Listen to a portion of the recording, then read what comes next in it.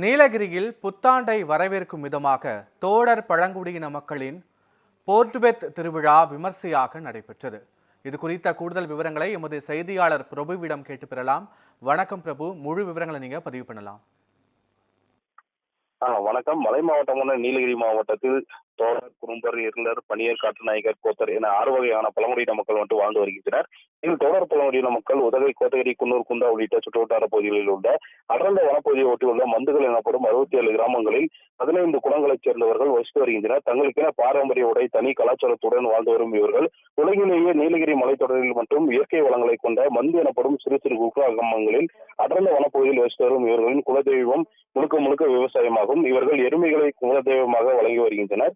இவர்கள் புத்தாண்டை வரவேற்கும் விதமாக உதகை அருகே உள்ள தோடர் பழங்குடியின மக்களின் முத்தநாடு மந்து பகுதியில் அவர்களது பாரம்பரிய கோவில்களான கூம்பு வடிவிலான மூன்போ மற்றும் அரைவட்ட வடிவிலான உடையாள்வோ கோவில் மொட்வர்த் எனப்படும் பாரம்பரிய விழாவை கொண்டாடினர். 67 மந்து பகுதியில் இருந்து தோடர் இன ஆண்கள் பாரம்பரிய உடை அணிந்து பாடல்கள் பாடியவாறு முத்தநாடு மந்து பகுதிக்கு வந்தனர். பின்பு கூம்பு வடிவமான மூன்போ கோவிலில் கூடிய தோடர் இன மக்கள் ஒருவருக்கொருவர் ₹1 வீதம் காணிக்கை செலுத்தி வழிபட்டனர். பின்பு அனைவரும் அரைவட்ட வடிவிலான உடையாள்வோ கோவிலில் வழிபாடு நடத்தி பின்னர் 2 கோவில்களில் முன்பு பாரம்பரிய நடனம் வடிவமைந்தனர். பின்பு இளைஞர்கள் தங்களது வலிமையை வெளிப்படுத்தும் விதமாக இளவட்ட கல்லை தூக்கி தங்களது திறமையை வெளிப்படுத்தினர். இந்த விழாவில் தோடர் இன பெண்களுக்கு அனுமதி இல்லை. தோடர் இன மக்கள் 1500 பேர் மட்டும் வாழ்ந்து வரும் நிலையில் தங்களது குலதெய்வம் மற்றும் எருமைகள் பெருகவும் விவசாயம் செழிக்கவும் உலக மக்கள் நலம் பெறும் வேண்டி இந்த மொடுவர் திருவிழாவை கொண்டாடி வருகின்றனர். பிரபு, சுற்றுலா பயணிகளின் வருகை தற்போது எவ்வாறு இருக்கிறது? விடுமுறை தினமான இந்த காலகட்டத்தில் அவர்களின் வருகை அதிகமாக இருக்கிறதா?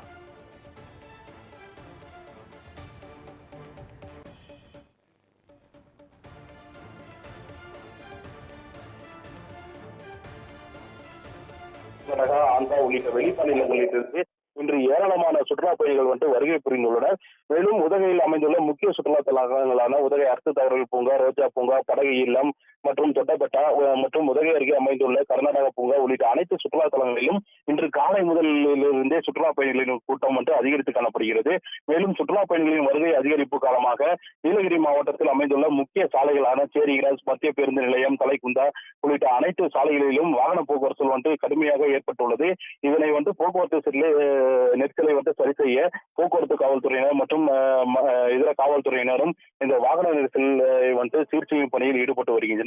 இதனிடையே நீலகிரி மாவட்டத்தில் அனைத்து சுற்றுலா தலங்களிலும் உள்ள விடுதிகளில் சுற்றுலா பயணிகளின் கூட்டம் அதிகரித்து காணப்படுகிறது.